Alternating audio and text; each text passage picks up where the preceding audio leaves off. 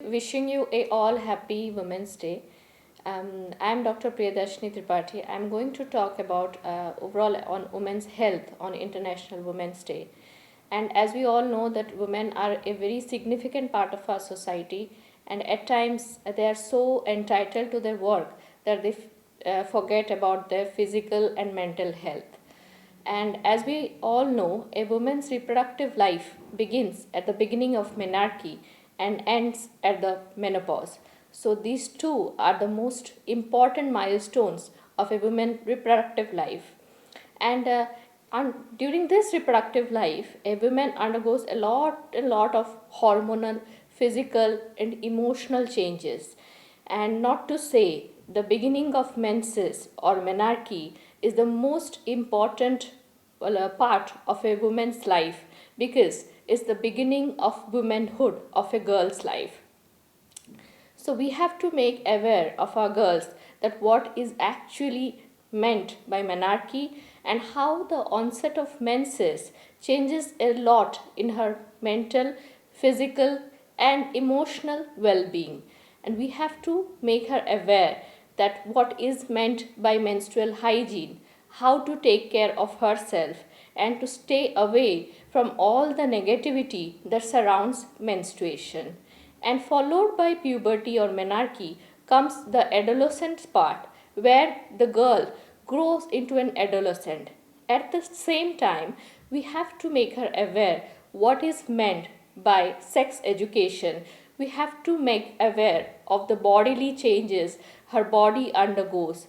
And then after adolescent, she transitions into an adulthood where she faces a lot of criticism again around her body negativity, how her body appearance, and also a lot of criticism around this reproductive life. We have to really make her woman that how positive she can be about her life. And also during the transition of motherhood, after giving birth to a baby, there are a lot of emotional things happening in her life. We have to make her very calm. We have to make her aware that these are changes of her life and how she can adapt to it and how she can bring positivity out of everything. And after this comes menopause. Menopause and menopause transition makes towards an end of her reproductive life. And there is a lot of emotional disturbances. There is a lot of psychological disturbances. There is a lot of health issues that set in her life. Like she faces a lot of disturbances in her mood, disturbances in her sleep, disturbances in her menstrual pattern, and she faces a lot of hormonal imbalances. And there is a lot of health issues like increased risk of bone thinning, increased risk of cardiovascular health, increased risk of stroke increases. So a woman should be very aware of her health in general, and not to mention the role of exercise, the role of a good balanced diet, and the importance of meditation and yoga comes in our life. So we have to encourage a woman to take a good amount of time from her busy schedule to invest on her health, to have a proper diet, a diet rich in protein, less in carbohydrate, good in lipids, and also do around 45 or at least 30 minutes of healthy cardiovascular exercises. I tell my all patients who are basically women to do meditation and yoga.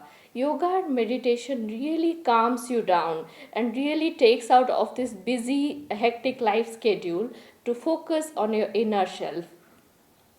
And also it's very important to teach a woman to visit a doctor whenever they feel that they are not okay in the sense not okay with their mental health or not okay with the physical health. It's very important to see your doctor if you feel that your menstrual cycles are not good, if you feel that your menses are not occurring in time and you're overall not being very healthy. And also it's important to make aware of our women the preventive part of health. The The preventive part of health is the role that she has to go and visit her doctor around 40 years to do a mammogram. So mammogram is basically screening of both the breast of women around 40 to 45 years to look where there are any breast lesions, any risk of breast cancer. And also the next cancer very important to screen is cervical cancer. Cervix is the end of the uterus that like seen from outside, and it is one of the killer disease of our women in India. So our women have to visit a gynecologist to do a pap smear, that is screening of the cervix, to look out for any cancers that grows there. And also an yearly visit, every year she should visit to a doctor to do at least certain blood test, like a complete blood count to look whether she is low on hemoglobin, to look for her vitamin D levels, to do her serum cholesterol or lipid levels, and also in basic pelvic ultrasound to see for any lesions if she is having any symptoms. As I always say, your health is the biggest asset of your life, and taking care of your mental and physical health and breaking the bias. Breaking the bias is the theme of the International Women's Day, and we have to tell our women that please take care of your health, because everything on this society depends on the well-being of a mother or a daughter or a woman in general.